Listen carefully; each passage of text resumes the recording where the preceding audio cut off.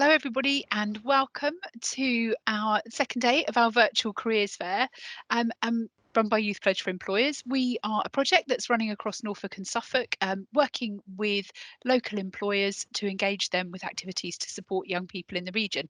And we're so pleased to have James Foskett Farms here today. And we've got Mike and James here to talk to us about their organisation. So welcome. Thank you. Lovely to meet you guys. Would you start off by telling us a bit about James Foskett Farms?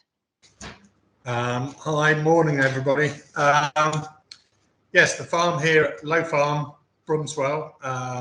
My father came here as a first generation farmer in 1955.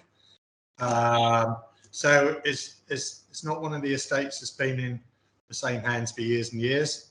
He managed to buy a farm here, about 200 acres in 1955. Cost him about 52 or £53 an acre in those days, and he said he couldn't afford land that was any better because it was an extra £10 an acre.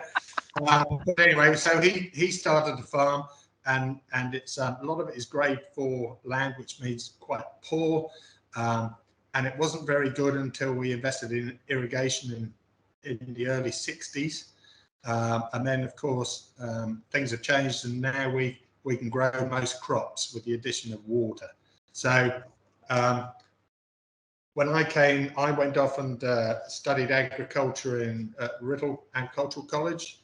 Came back on the farm in about 1980, and we built the business up from there. So I started off, my father grew about 35 acres of spuds a year, and we've now built that up to about 950 acres.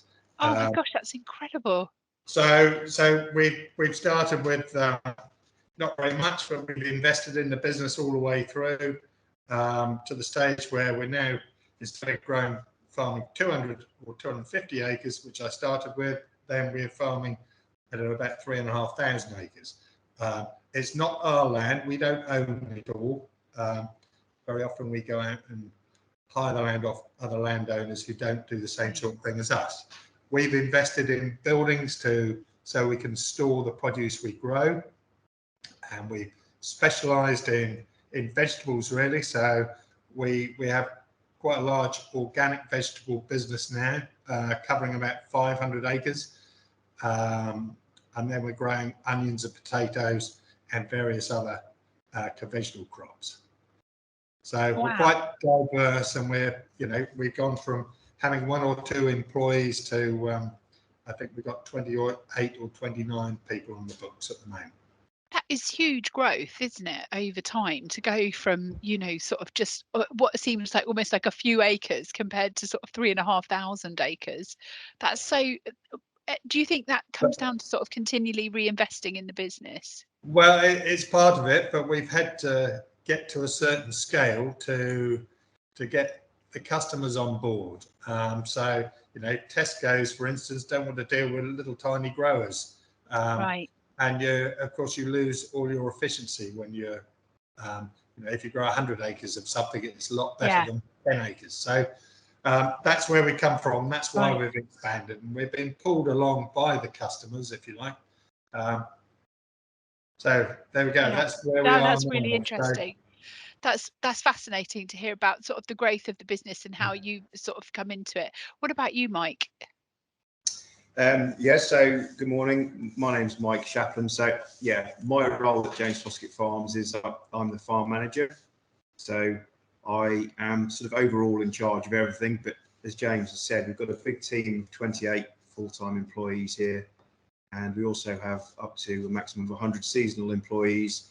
So guys predominantly from Romania and Bulgaria and Ukraine, who help us a lot with the seasonal element of our work. So as James said, we grow a lot of organic vegetables. So a lot of the growing and the harvesting of those crops involves quite a lot of hand labour, particularly controlling the weeds, but then also harvesting those crops as well. Yeah. I've been with the business about 11 and a half years now. My background before that was I've been in farming all of my career, initially with the cooperative group. So I was fortunate enough to go through a really good management trainee scheme that they had that developed young managers and moved them around the countryside and put them onto different estates. And I stayed with them for 13 years and sort of worked my way up through various positions with them. And then, yes, did various other things before joining James, say about 11.5 years ago. Wow. And with that, that's really interesting to hear about sort of how you kind of worked your way up and do different things. Because I know that one of the pieces of feedback that we've had from students in the past is that people talk about agriculture as a sector and they don't necessarily know all the different jobs that are available within it. I wondered if you would sort of help maybe demystify that a bit, perhaps talk about some of the different jobs that there are. I know you might need sort of like a couple of days to do that properly, but in the few minutes that we've got, perhaps some of Yeah, the of roles course. that Yeah. you have. Yeah, I mean, we've got a range of different roles within the business.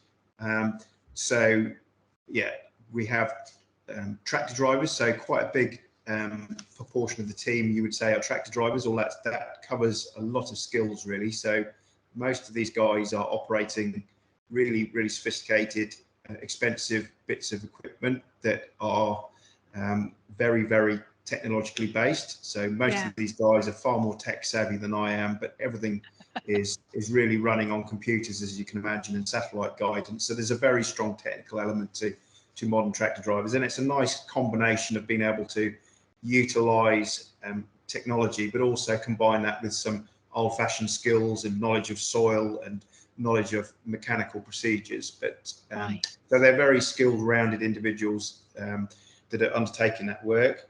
But in addition to those guys, obviously, we've got seasonal people who are doing largely physical work. But within those teams, we have an enormous skill base as well. So those guys, lots of those guys who work for us have been with us for 7, 8, 9 years. And we're very fortunate they choose to come back to us. But obviously, they have their supervisory positions and field supervisors within those teams as well. So those guys are obviously employing quite a lot of man management skills, motivation skills, health and safety, overall sort of supervision. In addition to that, we've got a finance manager in the business. So Mihai's role is very much to manage the office, to manage the finances of the business, to make sure that the whole management team has got the information they need, to make sure that the guys get paid on time. Yes, very important. Very important, yeah.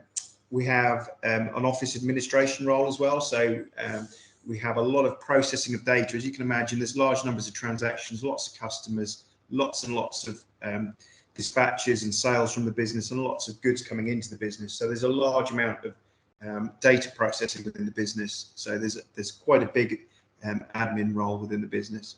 That's so interesting as well, because when it's so interesting to hear you talk about that, because you don't, of course, when you say it, of course, that makes sense. But from the outside, you don't necessarily think about the huge amounts of data that you must have to process, probably not only from a selling perspective, but also from a decision-making perspective about when to do different things. Sorry to interrupt you. No, not at all. And then we have a sort of management team of about 6 people within the business who have sort of specialist areas of the business that they're responsible for. So we have a gentleman who manages all of the yards. So there's a lot of crop storage. So we store a lot of onions, a lot of potatoes, and we have to grade, as we call it. So that means handling those crops to size grade them and quality grade them before they're dispatched to our customers. There's a very technical element, particularly storing onions. So Julian does that for us. So that's a really important part of the role, part of the business here. We have a guy called Nick, who's responsible for all the organic management, all the organic crops. So again, it's quite an art growing organic cropping. Obviously, we can't use any pesticides or artificial fertilizers on those crops. So there's a huge amount of attention to detail required to make sure that we manage the weeds, we manage the pest problems, and we manage all the operations that we do on that in a timely way. It's almost like must feel like almost like two separate things, like almost like two separate industries, almost side by side each other. You have to have such a different approach. It is, but we learn a lot from the organics, and we pull quite a few of the techniques and the learnings from the organic side onto what we call the conventional side of the business, where we produce crops conventionally. So it's fascinating to have the two running side by side. So I think it's been beneficial for the business to do that. But yeah, the organic side of the business is now about 35 to 40% of our turnover. So it's a really significant lump of our business. We have a guy called Stuart, whose title is operations manager, and Stuart's our men and machines man, if you like. So he's a wonderful mechanical guy, but he's also responsible for making sure that we have the right tractor with the right men in the right fields at the right time, so that everything flows. And geographically, we're quite spread out as a business. We have, as James said, we're farming about 3,500 acres, but not in one big lump, unfortunately, and lots of individual little parcels of land up and down the East Suffolk coast. So there's quite a lot of logistics involved in making sure that when the potato harvester starts at 6 o'clock in the morning to lift that particular load of potatoes, that the right trailer driver with the right trailer with the right boxes is there at the right time. And that the next trailer driver is lined up to be there so that the harvester's not waiting. So that's Stuart's role within the business, making sure that all the men and all the machines are there ready to go at the right time. And that's obviously a really key part. And then we've got, going on a bit, but one new little enterprise we set up this year is we've set up a little pack house. So traditionally we've really been farmers, but we have set up a small, what we call pack house, which is really the next level. So it's taking product from the fields, putting it through our little pack house, where the quality is assessed again, and then put into final packaging, ready to deliver straight into the supermarket. So that is literally how it sounds, like packaging on site. Correct. Yes. To the untrained here. Yes. That makes sense. And so we've taken a gentleman on last year, and that's his job, and that's a very controlled environment. And obviously, as you'd imagine, under food legislation, we have to be doing everything absolutely correctly, and there's lots of systems and procedures in place to make sure that happens. So so that's Zoltan's role within the business to do that. Wow, I mean the depth of that, and how all those different jobs must have to work so closely together to make everything run effectively is just really fascinating. And for young people sort of thinking about coming into working in farming, in agriculture, are there sort of things, what would you say like the biggest challenges are, perhaps people might not always think of, when you actually come to do a job? Is it the early mornings, which I always think of with farmers? Is it cold in the winter? Those sorts of stuff. I don't know. Or are there other challenges as well? James looks ready to dive in there. No, I'll comment on that. I think the biggest issue the youngsters have got is actually getting their head around a daily routine and being willing to get up and get on with it, and have that can-do attitude. We do start. Some of the guys will start 5 o'clock in the morning. We always start at 6 in the summertime because you need to get ahead of where you are. You can't catch up at the end of the day when you've got lorries sitting here waiting for produce. So, but they have to. That's the first thing they have to do. Got to have the work ethic in them, which is. I have to say, is terribly difficult to find.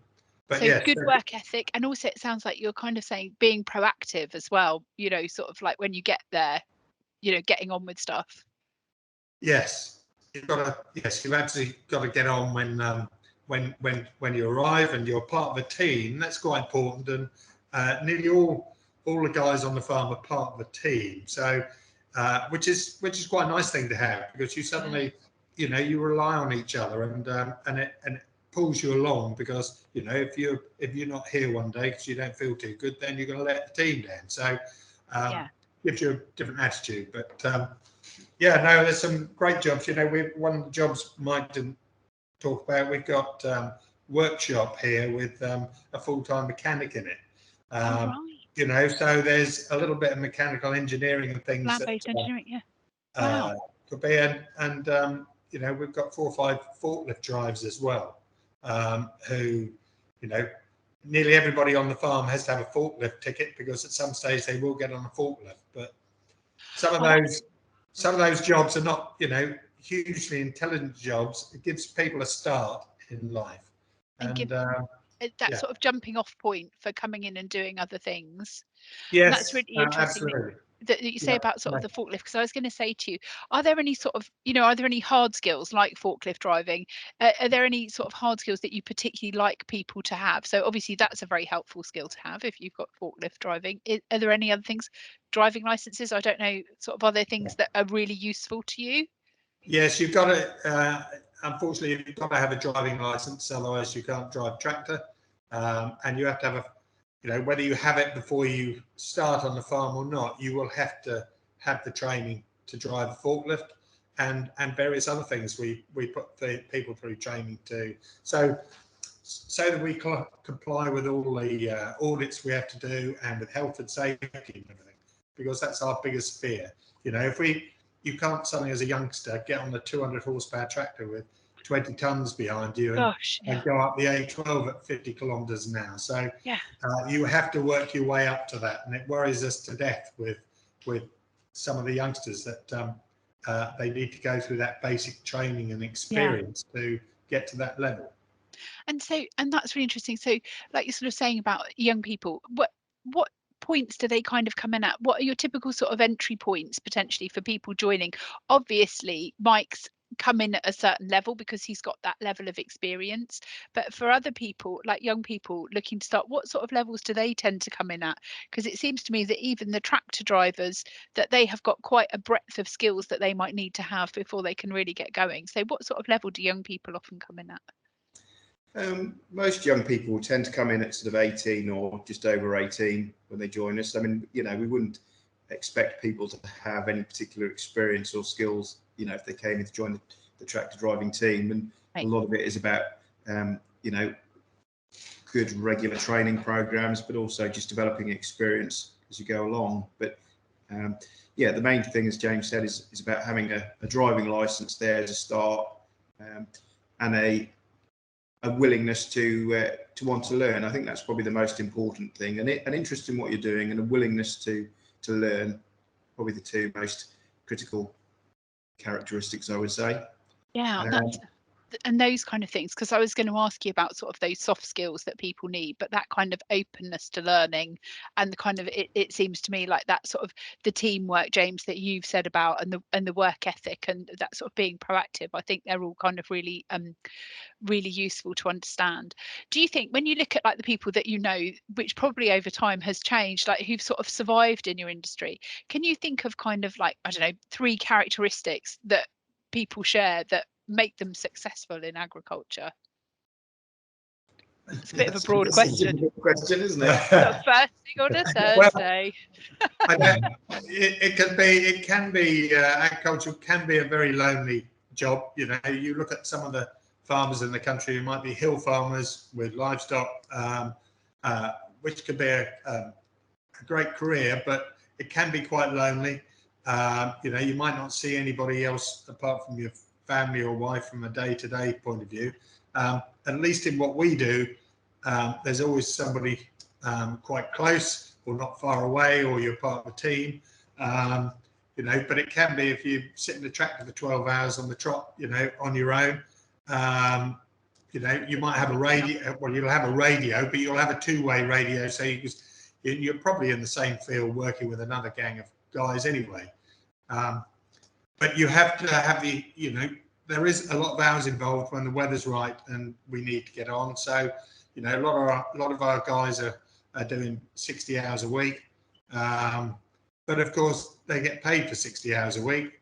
And the one thing I would say to any youngster is, if you think working on a farm is a poorly paid job, that couldn't be further from the truth. We have experienced tractor drivers who've been here quite a long while and are willing to work are on £35,000 or £40,000 a year as a tractor driver. Wow. With no formal qualifications, if that makes sense, apart from a good training background. If they're willing to get stuck in, then it's not such a bad career. And if you work your way through the tractor driver bit, and you have qualifications and you can get to Mike's level, with management skills and agronomy skills and things like that, then there's no telling where you could end up. Oh, that is fantastic. James, that's an absolutely brilliant note to end on. I can't believe that our 20 minutes have gone by. That was so interesting to hear about all the different roles and your experiences of kind of what makes people successful. That was absolutely brilliant. Probably just to end, just very quickly, I guess we've asked everybody this.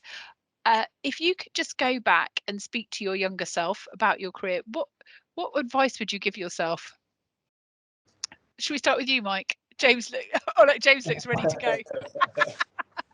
What advice would you give yourself as a young person? I wouldn't do anything different, to be honest. I've thoroughly enjoyed my career. I feel extremely blessed that I've been able to work in this industry. I particularly enjoy the fact that I work outdoors a lot of the time. I also enjoy the fact that farming's, I enjoy feeding people essentially, but it's also a very tangible role to have in society, if you like, or tangible job to do, in that you can look back at the end of the day, and if you've ploughed a field, or you've de-stoned a field, or you've grown a crop, there's a huge amount of tangible pleasure you can draw from that. It's a very physical, visual thing a lot of the time, and I enjoy doing things well. And the other thing is, I'm incredibly proud of the team that we have here, and seeing those guys develop and move on through their careers and to blossom into really skilled, good individuals is the other thing that I derive a huge amount of pleasure from. So yeah, I'd probably say, if it's my own, take a bit of time, enjoy the journey a little more. Sometimes you get caught up in the panic of the day to day, but enjoy the journey. But I wouldn't change what I've chosen to do in life. Oh, that is absolutely brilliant. And James, have you got anything to add to that? Well, no, really, I had it. I suppose I was lucky to be born as a farmer's son, if that makes sense. And Yeah. but I had it in me, you know. I suppose I always wanted to be a farmer. I suppose I didn't imagine that I'd be sitting here now as in the role I do at the moment. You know, you always think you're going to sit on the tractor and be part of the great outside, but things change and you become Mike and I are pretty serious businessmen. Otherwise, we wouldn't be where we are now. Yeah, absolutely. And that, we mustn't forget that it's not just about growing food, but it's, I wouldn't change anything, but it makes you very proud when you go into Tesco's and see your packet of green beans with James Foskett Farms on, all those things. And we're doing a job, we have to remember that everybody's got to eat. You're literally feeding the nation. Absolutely. Absolutely brilliant. Oh, well, listen, thank you both so much for your time. That was absolutely fascinating. I'm going to stop recording now, but thank you again. That's absolutely brilliant.